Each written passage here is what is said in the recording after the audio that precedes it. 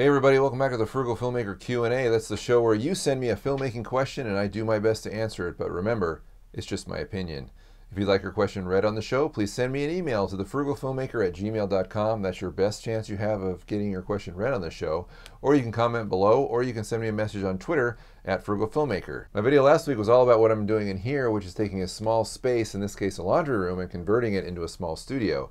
In the first part of about a 3-part series, I talked about how to work with sound and how you can make sound work better in a room that's small and empty and tends to be echoey and boomy, and I talk about how just to make things better, sound better in a small space. Now, as you might recall, last week was Trivia Monday, and that's where I ask the Frugal Filmmaker viewers a trivia question, and if you get it right via email, you win a Frugal Filmmaker short film idea deck, which is a deck of cards that helps generate random story ideas. The question was, what is the only DIY video that I do not have monetized? And it's a very popular video, and everyone that sent me an answer was correct. It's just that Jesse Edwards was correct first, and the answer was my original Crane video, of course. The reason it was not monetized was because it had copyrighted music on it, and I left it up as an example to myself why you shouldn't use copyrighted material, because you can't make money off of it. So don't do it. Use your own stuff. Remember, there are no repeat winners on Trivia Monday, so if you'd like another shot at winning one of those idea decks, please try again next month. The first question comes from a comment on that creating a small studio video from Reyes Films, who says, what's a good video camera to get that's in the $1,000 to $2,000 range, and is it worth the money to buy an expensive video camera? Now, I normally don't answer this question because it's been asked a lot. In fact, on the Frugal Filmmaker Facebook group, which you are a member of, right? It's been asked so much that people say, stop asking this question, do your homework, search through this forum, and find the answer. Now, I've answered this question before, so I don't really see the need to answer the first part of this question because, as I've said before, it's all based on need. What do you need in a camera, and how much money do you have to spend? And you kind of do a Venn diagram, cross those two things over, and see what you can afford that can fulfill your needs. However, the second part of this question I think is really important because, as he says, is it worth the money to buy an expensive video camera? Now, Simon Cade over at DSLR Guide recently made an excellent video that was very popular about why he's not upgrading his Canon T3i to a more expensive camera. So if you haven't seen that video yet, check it out. He makes a lot of good points, which are basically, if you don't need something, don't get it. I mean, if you're completely satisfied, it does everything you need, you're fine. And I find the same thing with my Sony NEX5 that I don't need to upgrade my camera. However, there is one thing about my camera that drives me crazy that newer cameras are coming out with that I really want, and I feel it is a need. The official Sony E-mount lenses that go with my camera do have image stabilizers built into them, but when I adapt a vintage lens, which I have a lot of and I really like, they have that flutter in them caused by the rolling shutter issue, which I hate. So I've noticed that newer cameras coming out, like the Sony a7 II, have the image stabilizer not built into the lens, but into the sensor. So in theory, whatever you attach to that camera should be stabilized. So I could use all my vintage lenses now in handheld shots, and they wouldn't have that annoying image fluttering that I've seen in other videos that I've made, and it really bothers me. The only way I've been able to get rid of it with a vintage lens is to use something as wide as possible. So when I use my Minolta Rocker 20mm f2.8, it works fine, but I do still notice that fluttering. And if I use something that's even remotely tighter than that, it looks bad. I don't like it. So it just boils down to wants and needs. You need a more expensive video camera. I feel that that issue that could be resolved by a stabilized sensor is a need for me, because every time I want to shoot something handheld, it's really frustrating. I basically can't shoot it handheld because I know what the end result's going to be. Do you need that option? Do you need something like super slow-mo or something like that in a more expensive video camera? I don't know. That's up to you. You just have to weigh your wants and needs and buy accordingly. Our next question comes from last week's Q&A from viewer William Large, who says, for some reason you're talking very fast, and with the jump cuts it makes you seem nervous. Why? You still have good info to give. Why not slow down a little? Now, I've been asked this question before, which is A, why are you talking so fast? And B, why are you using jump cuts? Well, the whole point of using both of those is efficiency. The Q&A videos tend to run long. I try and keep them under 10 minutes. In the past they ran like 15 to 20 minutes, which I felt was too long. People watch them anyway.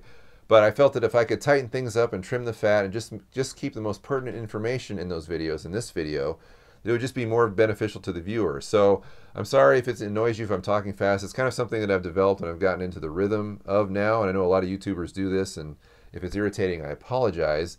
I just feel like it's the best way to present this content, as fast as possible with the best information. Our next question comes from email from Milos, who says, what tools do you bring with you on every set you go to?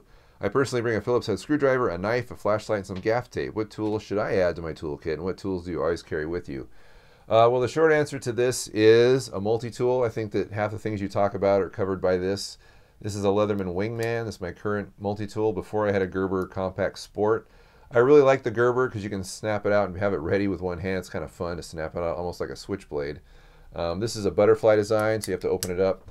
It does have a spring-loaded pliers, which are kind of nice, and it has a knife, scissors, screwdrivers, of course, flathead and Phillips. Probably the most valuable thing on this multi-tool that I would not ever want to be without, which has kept me using it, is this, and it's basically a wire tie cutter, cable tie cutter. It's got a little blade and a hook here, and you just put it under those ties and pop them right out. And if you're doing any kind of filmmaking stuff, you know that you use cable ties and wire ties all the time.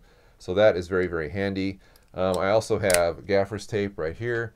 I always have some of that. I take the set. Probably the next most valuable tool that I would always have with me on set would be one of these collapsible reflectors. They're very handy. They're very inexpensive. I believe this one, which is the smallest one you can get, is about 10 bucks. I've got two other sizes as well. They're very, very valuable. My short film Invader, I shot the whole movie, or lit the whole movie, with just a reflector and one LED light, just because there was so much sunlight coming into that set all the time that was very convenient. So those are the big three for me: a reflector, gaff tape, and then a multi-tool, which covers a lot of other tools. Of course, my sets tend to be more simplistic, and of course that's not all I bring with me when I go to the set. I have crates full of other stuff, lighting and grip stuff and otherwise. But tools that I always carry with me, this one, unless I'm flying on a plane, of course, because it does have a knife. Hopefully those answer your questions. I'll leave links below to everything I just mentioned and where I get it on Amazon. Okay, active viewer and commenter Jim Miller says, I've tried every microphone, cable, and recorder I have, but I can't seem to get rid of the hiss. It's not a lot, but it's there, and it's enough to ruin the recording. I've carried everything into the back room, far away from any electronics, and it makes no difference. It's still the same for my Tascam DR60D, Mark II, and DR40. I even use the same Audio-Technica lav mic that you use, but there is still hiss. Would you have any ideas what it could be? The annoying microphone hiss.